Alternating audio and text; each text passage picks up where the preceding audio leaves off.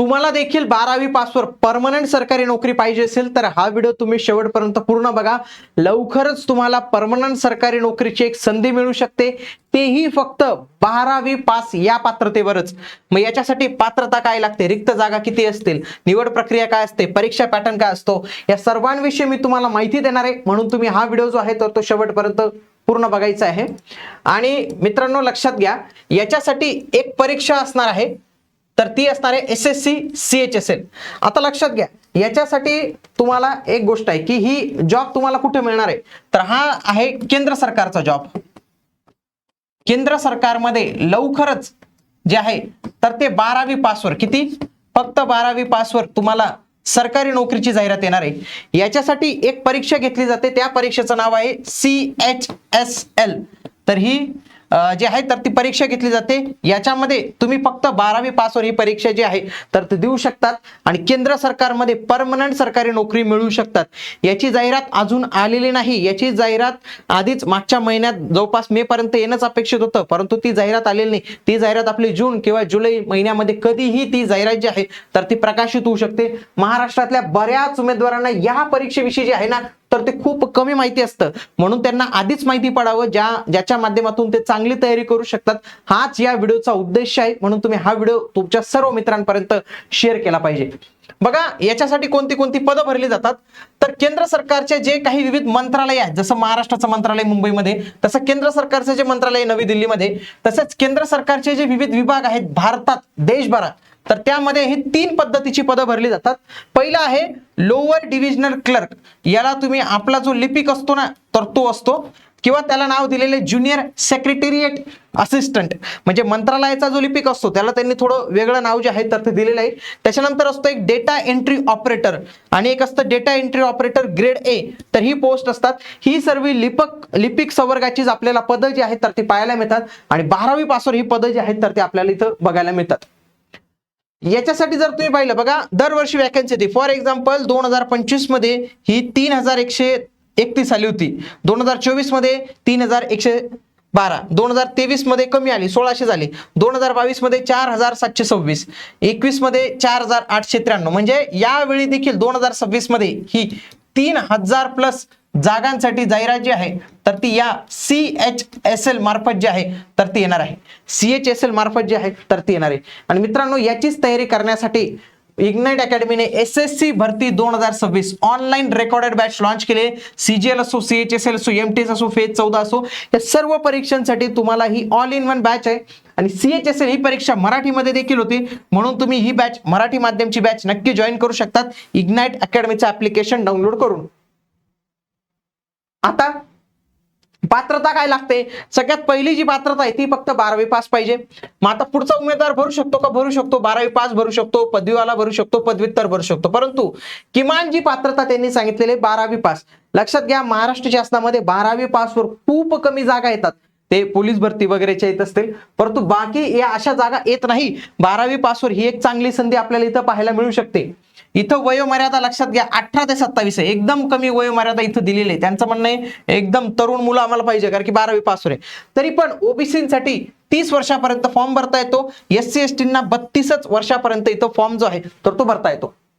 त्याच्यानंतर याच्यात जर पे स्केल आपण पाहिलं तर बघा, जे लोअर डिव्हिजनल क्लर्क आहे त्याचा पे स्केल आहे 2, म्हणजे आपल्याकडचं जे S6 आहे लिपिकचं 19,900 ते 63,200, तर हे तिथे या लिपिकला पाहायला मिळतं.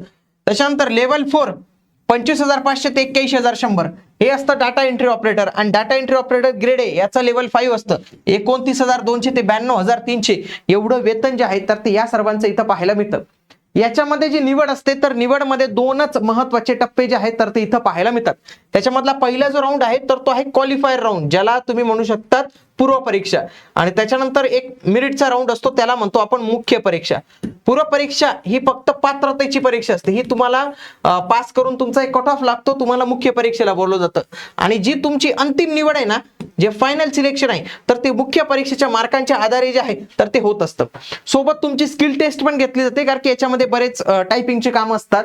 सोबत याला टायपिंग प्रमाणपत्र आवश्यक नाही. बरेच लोकांना काय वाटतं टायपिंग लागतं, लक्षात घ्या, टायपिंग आवश्यक नाही, टायपिंग प्रमाणपत्र नाही लागत. प्रमाणपत्र लागत नाही, परंतु टायपिंगसाठी तर स्किल टेस्ट मात्र लागते. स्किल टेस्ट लागते हे लक्षात घ्या, कारण की तिथं गरजेचे आहे. बघा टियर 1 मध्ये जर सब्जेक्ट पाहिले 4 विषय असतात. या 4 विषयांसाठी 60 मिनिटं आपल्याला वेळ मिळतो. सध्या एसएससी या 60 मिनिटांसाठी आपल्याला 15-15 मिनिटांचा वेळ जो आहे तर तो देते. याच्यामध्ये पहिला विषय असतो तो असतो इंग्रजीचा, ज्याच्यामध्ये 25 प्रश्न 50 गुण, म्हणजे एका प्रश्नासाठी 2 गुण. दुसरा असता जनरल इंटेलिजन्स 25 प्रश्न 50 गुण, क्वांटिटेटिव्ह ॲप्टिट्यूड 25 प्रश्न 50 गुण, जनरल अवेअरनेस जीकेचे 25 प्रश्न 50 गुण. असे तुम्ही 100 प्रश्न 200 गुण जे आहेत तर ते इथं तुम्हाला बघायला मिळतात.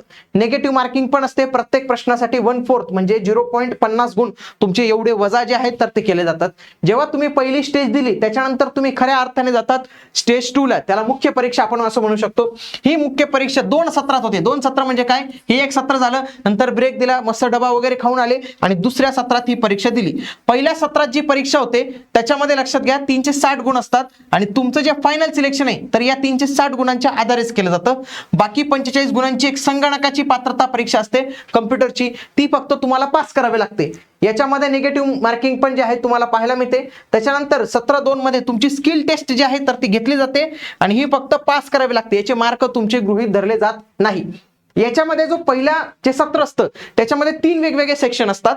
बघा पहिल्या सकाळी तुम्ही आले, सकाळी जे सत्र असतं सकाळीचं तर त्याच्यात 3 वेगवेगळे सेक्शन त्यांनी केलेत. विभाग 1 तास वेळ, विभाग 2 1 तास वेळ, विभाग 3 15 मिनिटाचा वेळ. विभाग 1 तासात गणिताचे 30 प्रश्न असतात 90 गुणांसाठी, बुद्धिमत्तेचे 30 प्रश्न 90 गुणांसाठी. हा गणित बुद्धिमत्तेचा झाला. त्याच्यानंतर दुसरं सेक्शन लगेच चालू होतं, म्हणजे काय तुम्हाला बाहेर यावं लागत नाही एक्झाम हॉलच्या. इंग्रजीचा 40 प्रश्न 120 गुण, जीकेचे 20 प्रश्न 60 गुण. एवढं सगळं झाल्यानंतर यांच्या खऱ्या अर्थाने एवढे तुमचे मार्क्स जे आहेत तर ते धरले जातात. त्याच्यानंतर ही कम्प्युटरची जी चाचणी असते 45 प्रश्न, याच्यावर 15 प्रश्न येतात 45 गुणांसाठी, ती फक्त पास करावी लागते. त्याच्यानंतर दुसऱ्या सत्रात तुमची स्किल टेस्ट जी आहे तर ती होत असते. डाटा एंट्री ऑपरेटरसाठी भाग असतो स्किल टेस्टचा 15 मिनिटांचा असतो. 8000 की डिप्रेशन आपल्याला करावे लागतात. कॅग मधील जो डीईओ असतो ग्रेड 1चा तर त्याच्यासाठी 15 मिनिटाची स्किल टेस्ट असते. 15,000 की डिप्रेशन असतात. आणि जे काही लोअर डिव्हिजनल क्लर्क असतात किंवा ज्युनियर सेक्रेटरी असिस्टंट असतात त्यांच्यासाठी 10 मिनिटं असतं, ज्याच्यामध्ये इंग्रजीचे 35 शब्द प्रति मिनिट किंवा हिंदीचे 30 शब्द प्रति मिनिट दोघांपैकी एक स्किल टेस्ट जी आहे तर ते तुम्हाला इथं द्यावे लागते. ही परीक्षा मराठीतून देखील होते, लक्षात घ्या मराठीतून होते. 14 वेगवेगळ्या भाषेत भरपूर भाषेत होते, त्याच्यापैकी मराठीमध्ये ही परीक्षा होते.